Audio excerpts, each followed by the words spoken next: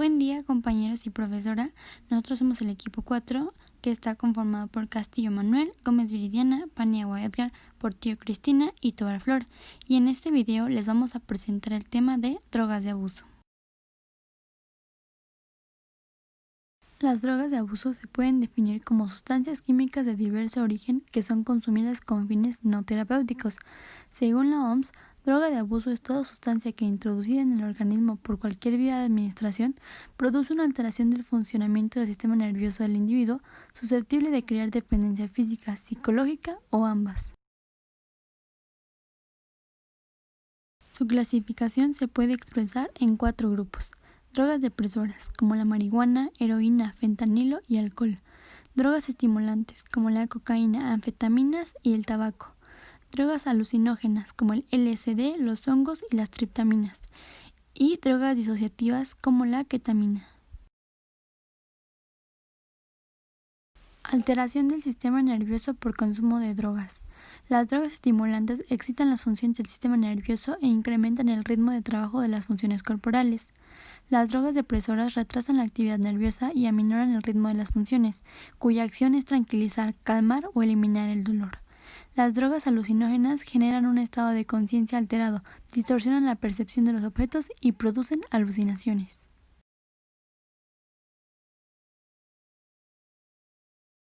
La marihuana es una de las drogas que más ha generado controversia.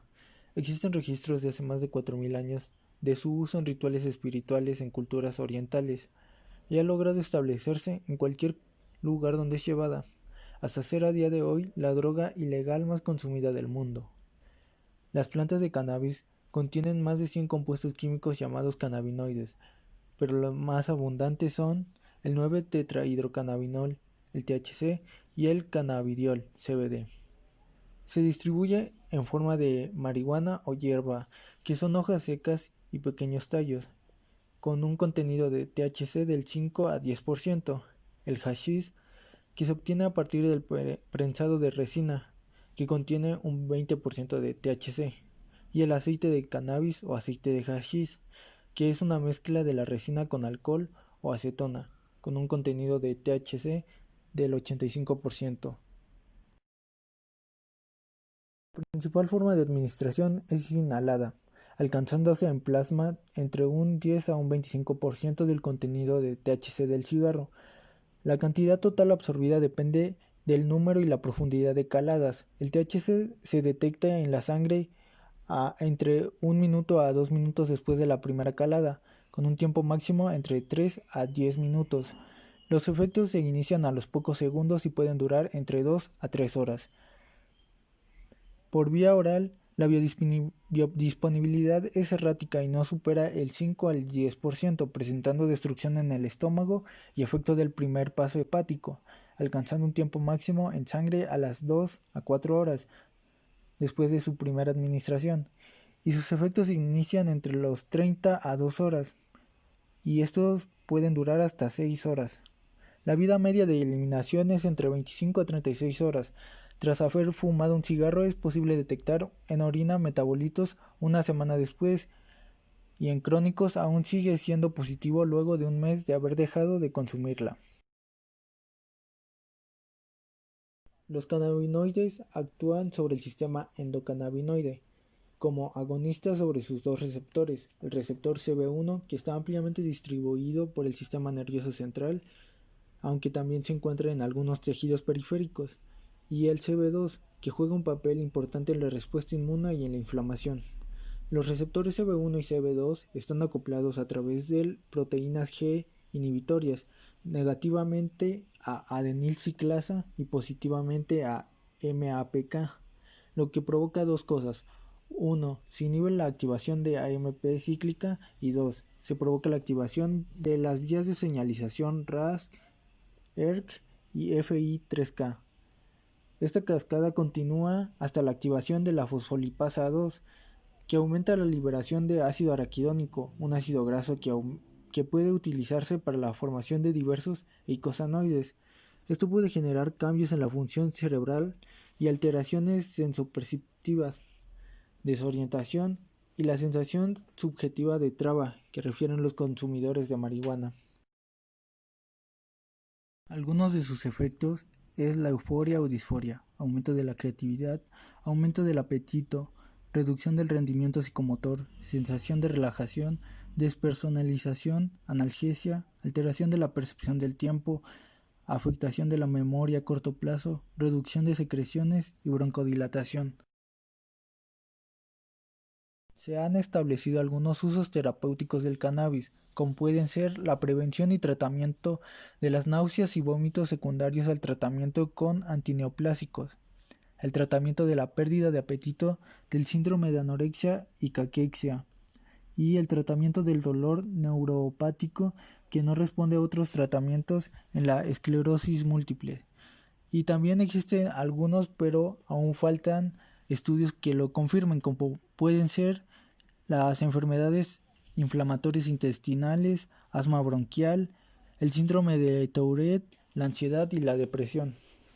En un reciente estudio, aproximadamente un 4% de los consumidores de cannabis tienen riesgo de desarrollar dependencia en los primeros 24 meses después del primer uso. El uso regular de dosis elevadas de cannabis durante la adolescencia se ha asociado a un desarrollo psicosocial deficiente. Existe evidencia de que el uso diario y prolongado de cannabis puede producir sutiles deficiencias en la memoria, en la atención, capacidad psicomotora y velocidad de procesamiento de la información. Fumar cannabis a dosis elevadas y de forma prolongada aumenta el riesgo de desarrollar bronquitis crónica y enfisemas.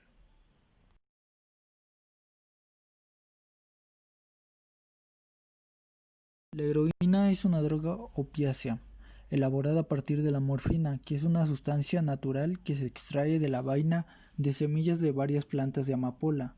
La heroína puede presentarse en forma de polvo blanco o marrón.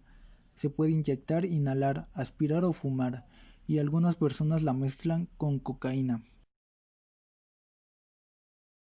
Los receptores opioides se emparejan con proteínas G de tipo inhibitorias, inhibiendo así la adenilato ciclasa y disminuyendo por tanto el contenido intracelular en AMP cíclico. Así permiten abrir los canales de potasio, lo cual provoca una hiperpolarización celular a nivel postsináptico e inhibe la abertura de los canales de calcio dependientes de voltaje, reduciendo la liberación de neurotransmisores a nivel presináptico. Al ser agonista de los receptores MIOM, no se permite la recaptación de calcio, pero sí la salida de potasio, lo que provoca una hiperpolarización en la célula presináptica. La falta de calcio también provoca que el glutamato no pueda salir de la célula presináptica. Lo mismo sucede en la célula postsináptica, pero la hiperpolarización se ve reflejada en que los canales iónicos no se abren para recibir el glutamato. En el caso de la heroína, la oleada de euforia a menudo está acompañada por un enrojecimiento cálido de la piel, sequedad bucal y una sensación de pesadez en las extremidades. También se pueden presentar náuseas, vómitos y picazón intensa. Luego de los efectos iniciales, la persona normalmente se siente adormilada o somnolienta durante varias horas y sus funciones mentales están nubladas. La función cardíaca se vuelve más lenta y también se reduce gradualmente el ritmo de la respiración, en algunos casos hasta el punto de poner en riesgo la vida. La respiración lenta también puede llevar a un estado de coma y causar daño cerebral permanente.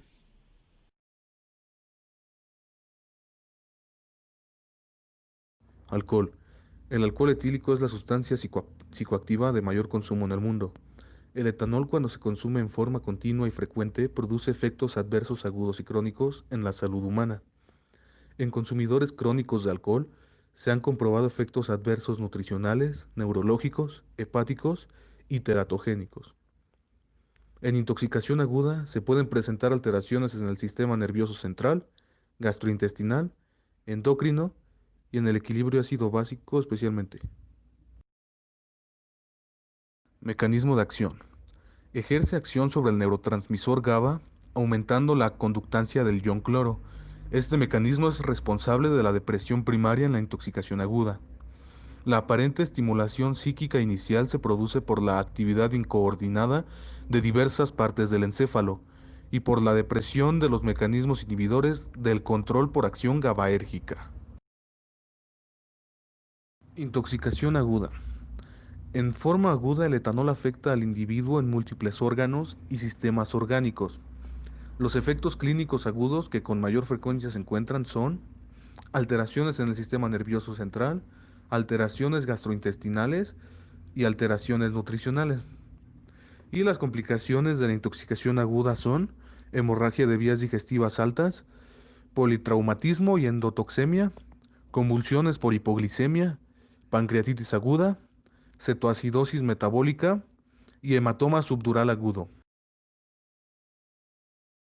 Intoxicación crónica. La intoxicación crónica presenta los siguientes efectos en los siguientes sistemas. Sistema nervioso central. Presenta síndrome de Wernicke-Korsakoff, esclerosis cortical laminar de Morel, enfermedad de Marchiafava-Wignam, degeneración cerebelosa alcohólica, demencia alcohólica.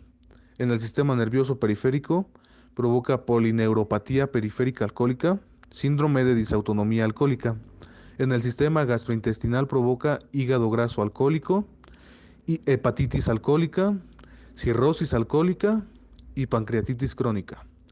En el sistema osteomuscular, la miopatía alcohólica se caracteriza por atrofiar músculo de más de 6 meses de evolución, especialmente en los músculos de la cintura escapular y la pélvica. En el sistema endocrino se han descrito alteración en el metabolismo de calcio, aumento del cortisol e inhibición de la secreción de vasopresina y disminución de la T3 y T4. En el sistema hematopoyético produce agranulocitosis tóxica que lleva a anemia, leucopenia y trombocitopenia, efecto de Mallaby y pelagra. Interacciones farmacológicas. Hipoglucemiantes orales. Aumenta el efecto hipoglucémico del medicamento por la hipoglicemia relativa inicial transitoria producida por el alcohol etílico. Insulina. Potencia el efecto de la insulina y por lo tanto su acción hipoglicemiante. Fenitoína. Compite por el mismo sistema de oxidación microsomal hepático y por tanto retarda la biotransformación del etanol por esta vía metabólica. Ranitidina. Inhibe la actividad de la enzima alcohol deshidrogenasa, disminuyendo la tasa de metabolización del etanol a través de esta enzima, incrementando el tiempo de vida media del etanol en sangre. Metilendioximetanfetamina o éxtasis. El alcohol incrementa la pérdida de líquidos al aumentar la diuresis.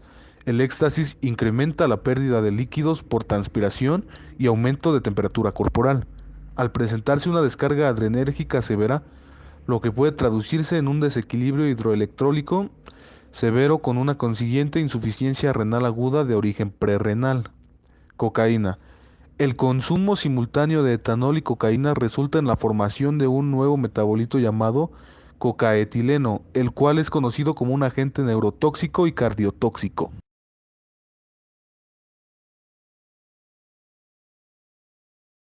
La cocaína es un alcaloide tropano y un fuerte estimulante utilizado sobre todo como droga recreativa. Es el principal alcaloide de las hojas del eritroxilón coca, arbusto de la familia de las eritroxiláceas originario de la zona tropical de los Andes. Químicamente, la cocaína es la benzoilmetil-egonina. La egonina es una base aminoalcohólica estrechamente relacionada con la atropina y el aminoalcohol de la atropina.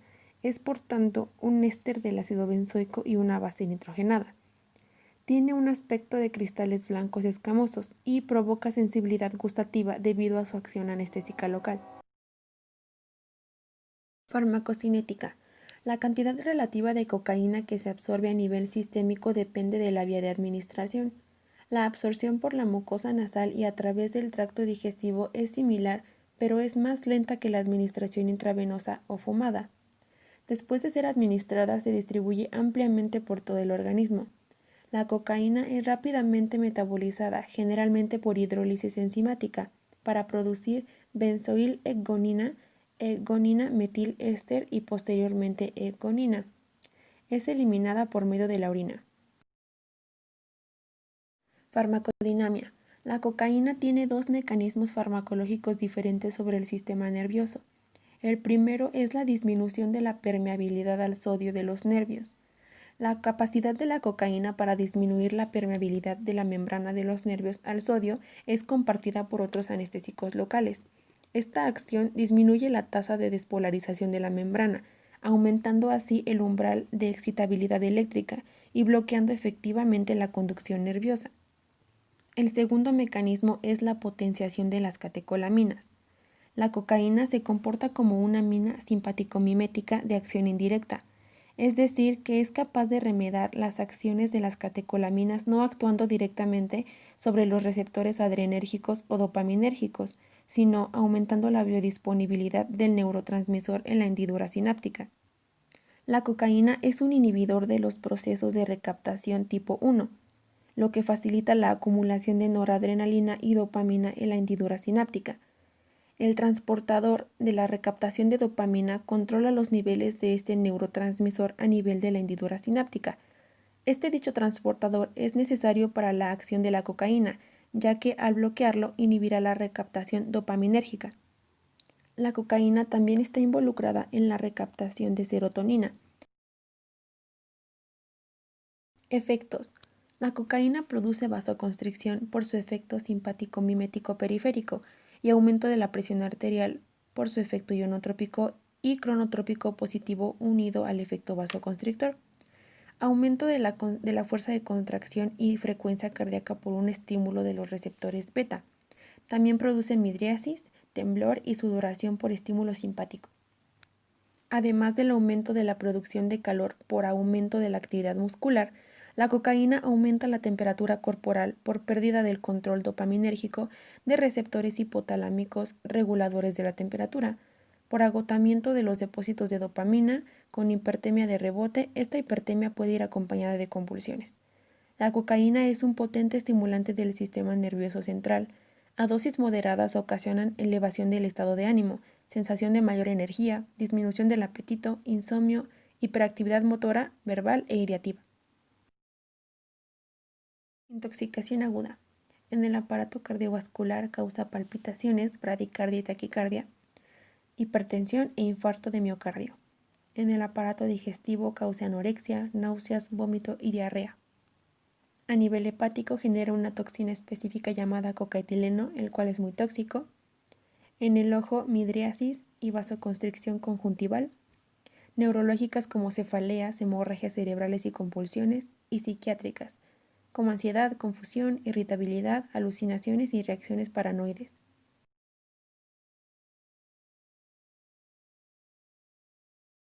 Anfetaminas. La molécula de la anfetamina está emparentada estructuralmente con el alcaloide vegetal efedrina. Fue precisamente la efedrina el sustrato usado inicialmente como reactivo para la obtención de este compuesto. Como la efedrina, la anfetamina también es un agente con propiedades para imitar la acción de la hormona adrenalina y activar el sistema nervioso simpático, es decir, se trata de una amina simpático-mimética. Farmacocinética. Las anfetaminas presentan una buena absorción a través de las membranas biológicas, ya que en su molécula no tienen los grupos catecol y las hace menos hidrosolubles. Atraviesan la barrera hematoencefálica y placentaria. Son metabolizadas por P-hidroxilación, N-dimetilación, desaminación y conjugación en el hígado, y son eliminadas a través de la orina. Farmacodinamia. Solo actúan débilmente sobre los receptores adrenérgicos, pero son suficientemente parecidos a la noradrenalina para ser transportados hasta las terminaciones nerviosas por el mecanismo de recaptación tipo 1. Una vez en las terminaciones nerviosas, se captan por las vesículas mediante el transportador vesicular de monoaminas, a cambio de noradrenalina, que escapa al citosol degradándose en parte y el resto actuando sobre los receptores. Respecto al incremento de la liberación de dopamina, el aumento de la concentración del neurotransmisor en el espacio sináptico se produce tanto por bloqueo de la recaptación en un mecanismo similar al de la cocaína, pero con un punto de fijación diferente. Respecto a la inhibición en la recaptación de serotonina, La anfetamina aumenta las concentraciones extracelulares de serotonina por desplazamiento del neurotransmisor de su transportador presináptico específico. Cuando la anfetamina se une a los transportadores de serotonina, por una parte evita que ésta entre en la terminal y por otra interviene en el mecanismo de recaptura, de modo tal que la serotonina sale al espacio sináptico. Efectos. En el aparato cardiovascular producen vasoconstricción periférica y como resultado de ello un aumento de la presión arterial, aumenta la frecuencia cardíaca por acción beta-adrenérgica. En el aparato digestivo produce una disminución del tono y peristaltismo de la musculatura gastrointestinal, disminuyendo por otra parte las secreciones. En el ojo, por acción alfa-adrenérgica, contrae el músculo radial del iris, dando lugar a la midriasis y aumento de la presión intraocular. Produce un ligero aumento del metabolismo por su acción beta-adrenérgica. La aparente acción calorígena puede deberse a la inquietud causada por la droga. En acciones centrales, la administración de anfetamina aumenta la capacidad del individuo para concentrarse en tareas concretas. En la aparición de conducta estereotipada se caracteriza por la existencia de movimientos repetitivos debido a la liberación de dopamina. Retrasa la aparición del sueño, se comporta como analéptico, estimula la respiración, actúa como el núcleo lateral del hipotálamo disminuyendo la sensación de apetito.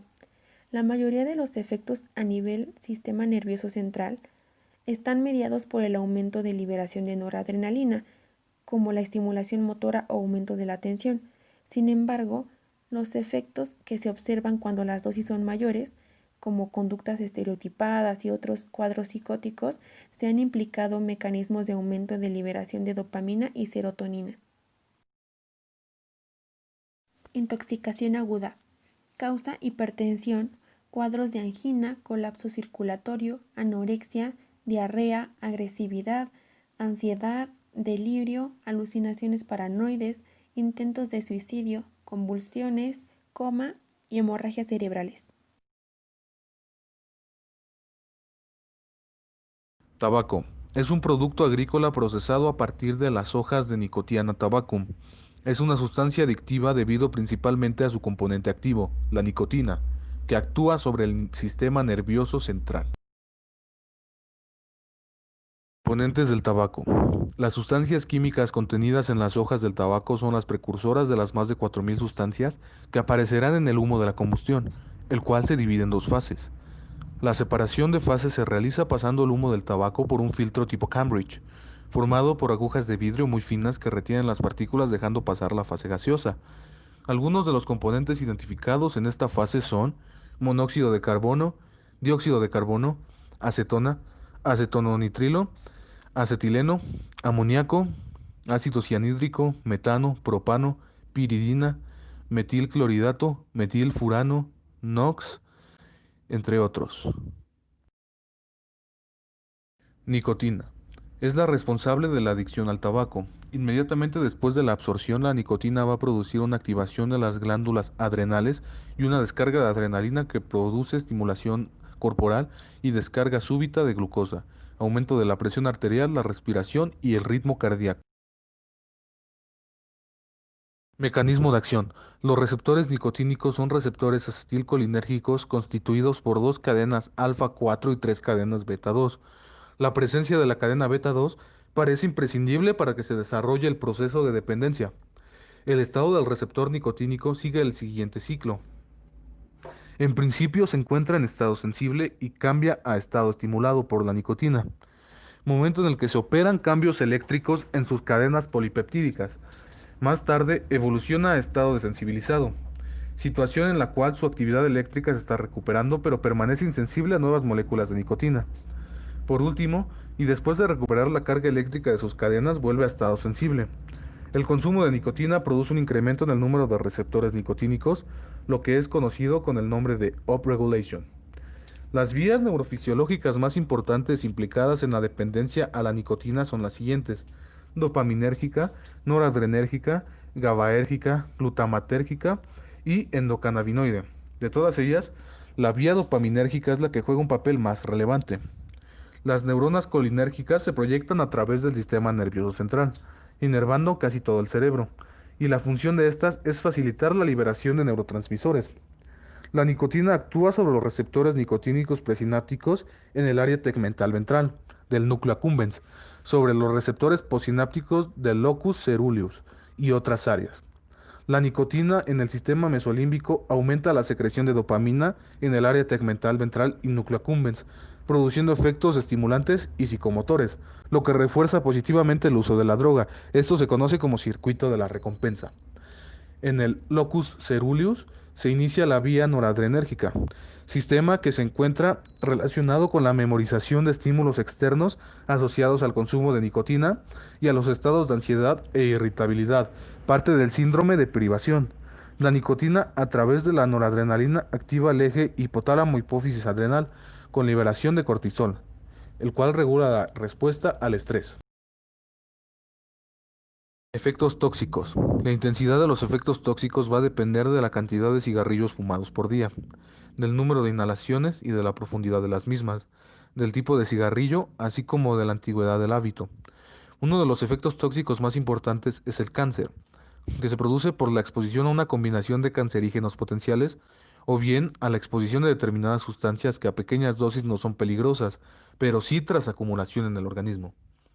Además de haber una relación directa con el cáncer de pulmón, hay evidencias de la mayor incidencia de otros tipos de cáncer en los fumadores. Destacan también en importancia la enfermedad cardiovascular y la respiratoria, pudiendo llegar esta a sus peores consecuencias, que es la enfermedad pulmonar obstructiva crónica, EPOC, pasando por bronquitis, asma, etc. En los fumadores se produce un descenso de los niveles de monoaminoxidasas con respecto a los no fumadores o exfumadores, que se atribuye a un efecto del propio humo y no a una característica biológica del fumador.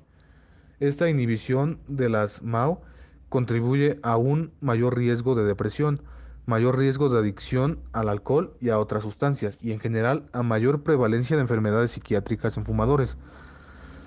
Además, fumar altera el sentido del gusto y del olfato.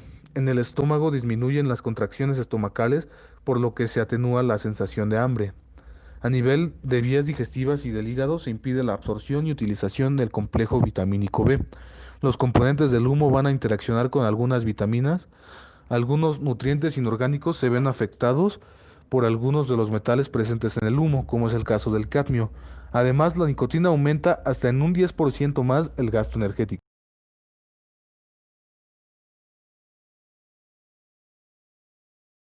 La dietilamida del ácido lisérgico, mejor conocido como LSD, es una droga semisintética que se prepara por medio del cornezuelo o ergot, que es un hongo que parasita espigas de centeno.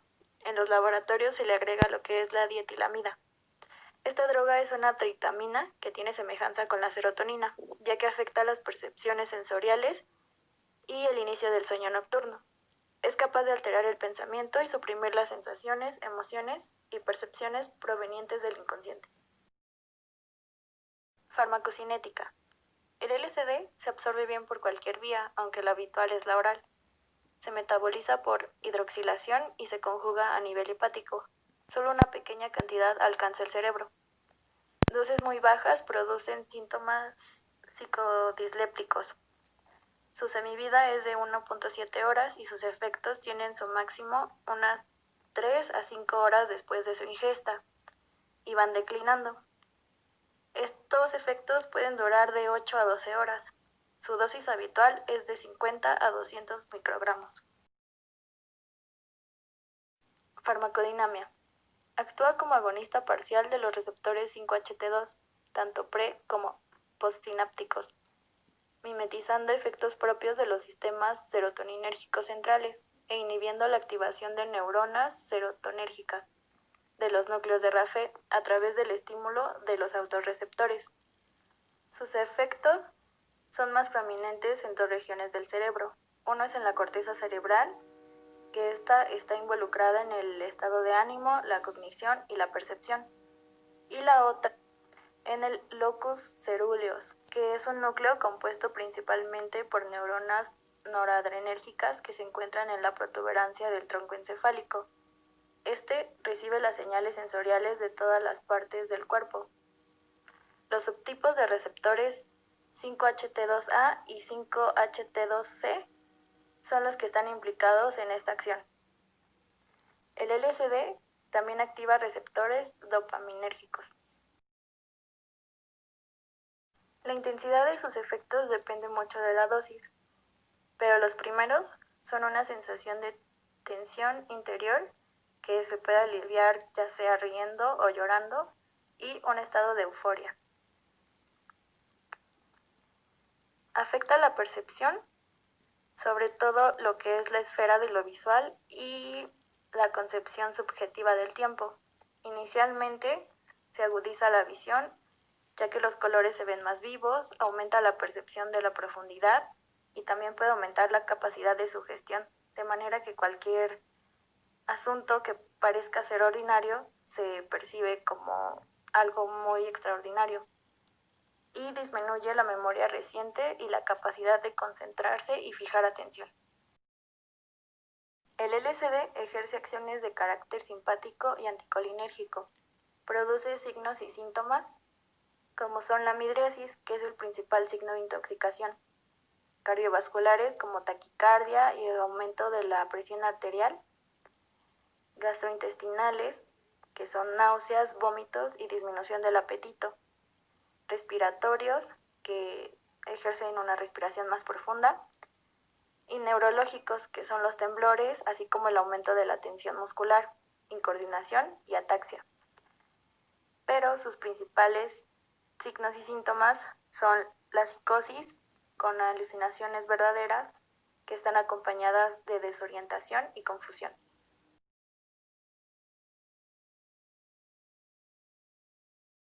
Hongos alucinógenos.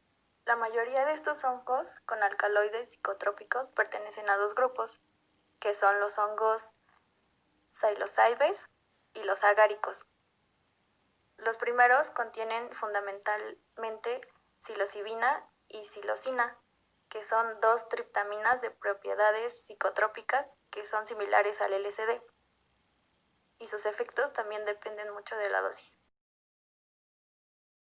Farmacocinética. Su consumo es por vía oral.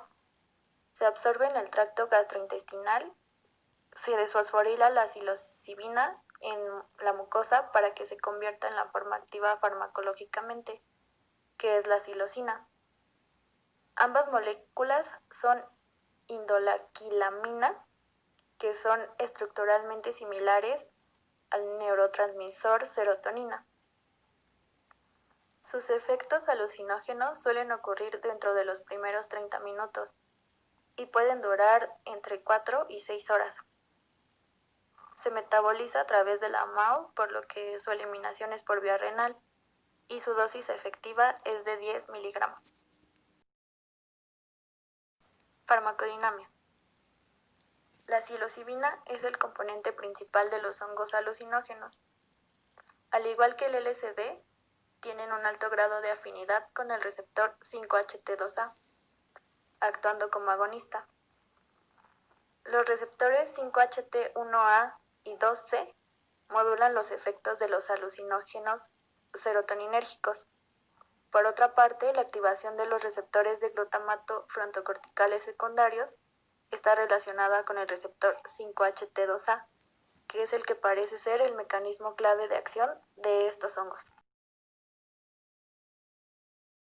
Los principales efectos están relacionados con el sistema nervioso central y comprenden desde estados leves de relajación, mareos, euforia, alteración de los colores, trastornos visuales o alucinaciones con percepción alterada de acontecimientos, imágenes y caras.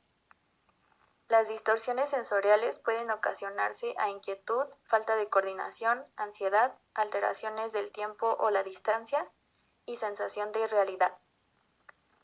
Diversos estudios en el cerebro en reposo sugieren que la psilocibina actúa aumentando el efecto positivo, mejorando el procesamiento de señales positivas y disminuyendo el procesamiento de las negativas. El uso de este tipo de hongos es relativamente seguro, ya que normalmente se han reportado efectos adversos que son leves. Sin embargo, la provocación baja pero prevalente de los ataques de pánico y los conocidos flashbacks representan un riesgo para la salud mental. En muy pocas ocasiones se han producido casos de muerte y suicidios debido a la ingesta de grandes cantidades de este tipo de hongos, así como también los estados transitorios de ansiedad. La administración de psilocibina correspondería a una desincronización cortical de la DMN, la que sería causada por una excitación celular de neuronas piramidales en la lámina 5. A su vez, esta excitación sería una consecuencia de la estimulación de los receptores 5-HT2A, los cuales habitan en la lámina 5 de la corteza cerebral. Esto explicaría los efectos causados por la psilocibina. La ketamina es un anestésico general disociativo no barbitúrico y no narcótico. Tiene capacidad de combinar efectos hipnóticos, analgésicos y amnésicos, sin pérdida de conciencia ni depresión respiratoria. Se encuentra en estado líquido, pero cuando se consume como droga recreativa, el preparado farmacéutico puede ser convertido en polvo mediante el simple método de cocerla o cocinarla a fuego lento. Farmacocinética. Se utiliza por vía intravenosa o intramuscular, si bien el fármaco se absorbe igualmente por vía nasal, rectal y oral, pero como se mencionó anteriormente, cuando no tiene fines terapéuticos se utiliza principalmente inhalado. Se distribuye ampliamente en los tejidos, mostrando unas concentraciones elevadas en las grasas, hígado, pulmones y cerebro. Su metabolismo es en el hígado y sufre una N-desmetilación e hidroxilación del anillo de ciclohexanona. Su excreción es vía renal. Mecanismo de acción. La ketamina produce una disociación electrofisiológica entre los sistemas límbico y cortical, que recibe el nombre de anestesia disociativa. Se une a dos dianas moleculares identificadas en el encéfalo, las terminaciones dopaminérgicas en el núcleo accumbens y los receptores NMDA. La ketamina interactúa con receptores de la N-metilaspartato y con receptores nicotínicos, muscarínicos, opioides y monoaminérgicos. Cuando la ketamina se une a los receptores NMDA, inhibe la liberación de dopamina. Por el contrario, en el núcleo accumbens, los receptores NMDA tienen el efecto contrario, inhibir la liberación de dopamina. La ketamina en esas estructuras actúa como las anfetaminas, estimulando la liberación de dopamina e impidiendo su recaptación. También inhibe la recaptación de noradrenalina y serotonina. Efectos adversos. Se experimenta un estado disociativo con sensación de estar flotando, el cual puede ser profundo, generando experiencias alucinatorias y dificultad para moverse. Se desarrolla tolerancia rápidamente. Induce síntomas similares a los de la esquizofrenia, con alteraciones de la percepción, reducción del rendimiento cognitivo, estados disociativos, dificultad para recordar palabras y disminución de la memoria inmediata. Las reacciones adversas que se pueden generar a causa de una dosis alta de ketamina son cardiovasculares, elevación de la presión arterial y de la frecuencia cardíaca, aunque a veces se han observado hipotensión y bradicardia. Respiratorios. Se han descrito casos de grave depresión respiratoria o apnea después de la administración de dosis altas. Oculares, diplopia y nistagmus o elevación de la presión intraocular. Digestivos. Se han observado casos de anorexia, náuseas y vómitos, además de que carece de un antídoto.